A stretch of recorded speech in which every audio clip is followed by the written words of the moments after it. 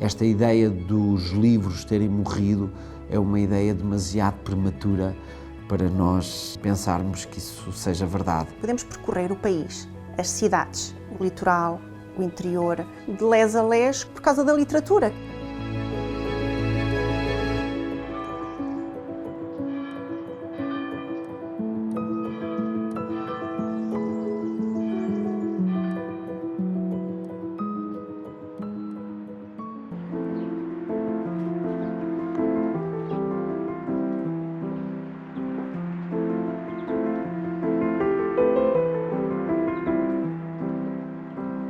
Nós, em 2015, 50 anos depois de ter surgido neste edifício a sua primeira versão, a sua primeira vida, que se chamava Estalagem do Convento, nós quisemos reiniciar uma segunda fase, uma second life, dando-lhe uma afirmação literária e indo ao encontro daquilo que era também uma política local em Óbidos, na construção que vinha a acontecer desde 2012 de uma vila literária. E é nesse contexto de querermos, por um lado, mudar a hotelaria que se fazia na estalagem do convento e, por outro lado, responder e dar um contributo a uma política local de construção de uma vila literária que exigiria, naturalmente, uma rede física de livrarias, hotéis literários, enfim, não era apenas eventos, nós precisávamos também de dar uma expressão física, 365 dias ao ano, de que os livros poisavam em Óbidos, para podermos entender que esse conceito de vila literária não era meramente uma expressão ou até uma ficção. E foi nessa razão que surgiu o The Literary Man. Fomos buscar e criar esta marca em língua inglesa e num sentido universal, do man, universo, humanidade, e em língua inglesa porque é a língua que nos une mais no turismo. Há muitos estudos que indicam que novas gerações, por exemplo, leem muito pouco, têm um pouco hábito de ler. Vocês têm essa atenção por tentar captar também um turista mais jovem, estas gerações mais jovens? Como é que é feito este trabalho e como é que olha para este futuro do turismo literário junto destas gerações? Porque eles são os futuros viajantes. Nós sabemos que os jovens hoje consomem mais hotelaria do que antes. E se os hotéis forem mais interessantes, serão também lugares para inspirar os mais jovens mais cedo na sua vida. Nós sabemos que as pessoas leem menos textos compridos, mas continuam a ler, continuam a escrever frases mais curtas, não é? O fenómeno da twitterização da vida das pessoas, mas nós sabemos que ainda somos um lugar para a celebração e começa cada vez mais cedo a celebração da vida a dois, do namoro, das datas especiais, do poupar para poder passar um tempo num hotel. Isso é muito bonito que estes lugares percebam que têm uma importância na construção da vida das pessoas, até na construção romântica dessa vida, e nesse sentido, que melhor lado romântico do que fazer um hotel literário ou um hotel na natureza.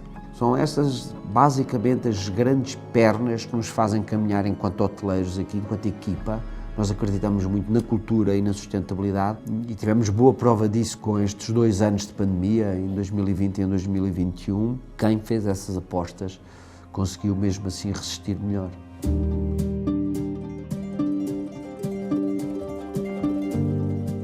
Nós organizamos os nossos livros, pomos estes 70 mil livros em materiais de madeira reciclada que já não são necessárias na indústria, por exemplo, da construção. Cortamos estes painéis, fazemos estas mesas, todo o nosso mobiliário, fazemos molduras, afirmamos a vida literária que acontece em Óbidos, que é super importante, que atrai grandes autores, desde um Salman Rushdie, em que as pessoas pagam para o ouvir, a prémios nobres, autores de língua portuguesa. Toda essa vida literária que apresentamos e que, de alguma maneira, representamos nos nossos espaços, nas nossas salas comuns ou nos nossos quartos, não podiam deixar de ser feitos sem um pensamento de reaproveitamento, de upcycling, de dar nova vida às coisas.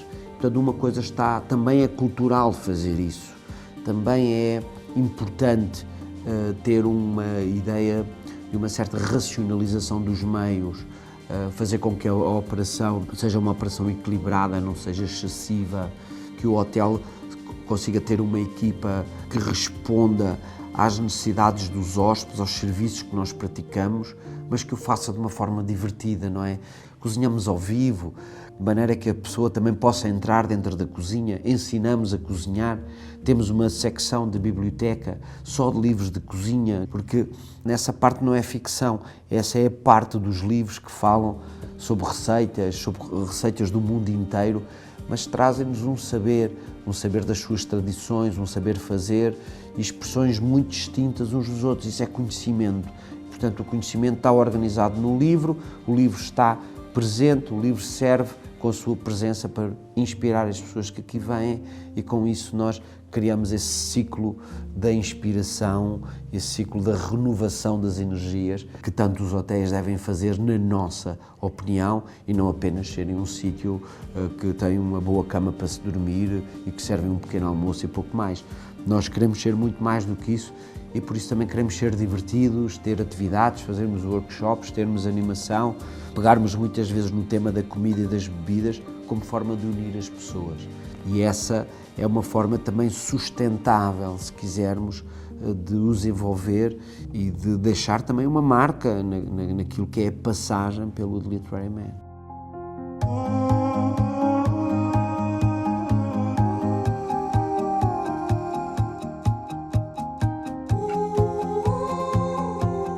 Este hotel está a fazer 8 anos e o conceito é literatura.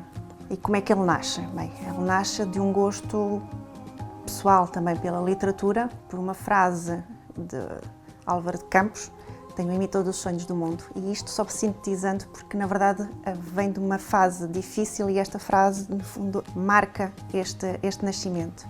O turismo literário, que na altura nós ainda não sabíamos muito bem o que era isso do turismo literário, porque o edifício em si não tem nenhuma história associada, não aparece nenhuma referência de nenhum autor, mas decidimos associá-lo a Fernando Pessoa.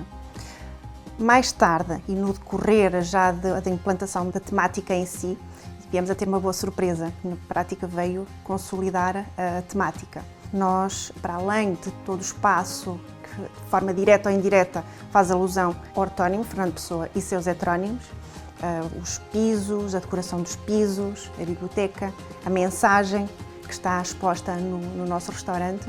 Na prática, aquilo que consolidou a nossa temática foi a descoberta, o nosso consultor nesta temática da literatura percebeu que a Orfeu foi impressa na tipografia do comércio que, à data, 1915, estava sediada aqui naquilo que é hoje a nossa recepção. Nós já temos pessoas que nos procuram já com essa motivação, que é muito agradável perceber isso. Portanto, nós fazemos essa comunicação e, portanto, temos pessoas que nos procuram já com essa motivação, mas também temos pessoas que não conhecem de todo, nem a Lisboa de Pessoa, que não conhecem Pessoa, mas aí entra também um bocadinho do nosso papel. Ou seja, chegam até nós sem qualquer background sobre Fernando Pessoa e saem daqui pelo menos com este nome no ouvido e com vontade de fazer o passeio que se inicia no Largo do Carmo, onde são referidos vários aspectos, vários detalhes que aparece mencionado, ou seja, na mensagem, ou seja, no fundo é olhar para a cidade com outros olhos, que até mesmo quem mora cá, às vezes não olha para os edifícios, não olha para a história que aquilo conta. E, portanto, no fundo está a integrar-se no contexto. O turismo em geral tem potencial para crescer em qualidade.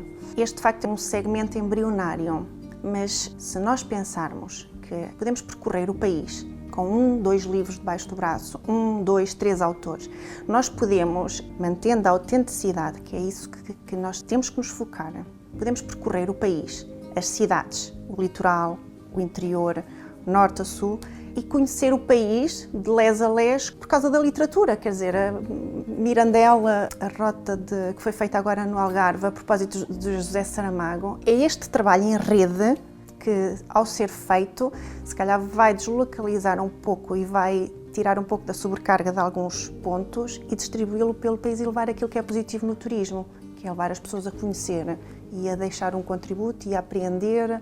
Portanto, eu acho que tem potencial. É um segmento de nicho, mas nós queremos turismo de qualidade. Acho que nós temos um enorme potencial de crescimento.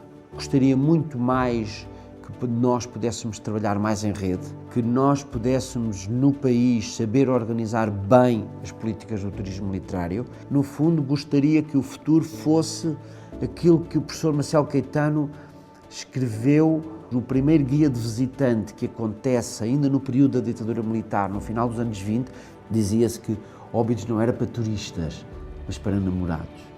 E é muito essa ideia que nós queremos que também o futuro seja. Um sítio de celebração, de construção de vidas, de cenários românticos, no fundo, que continuemos a ser uma pura ficção dentro da nossa realidade.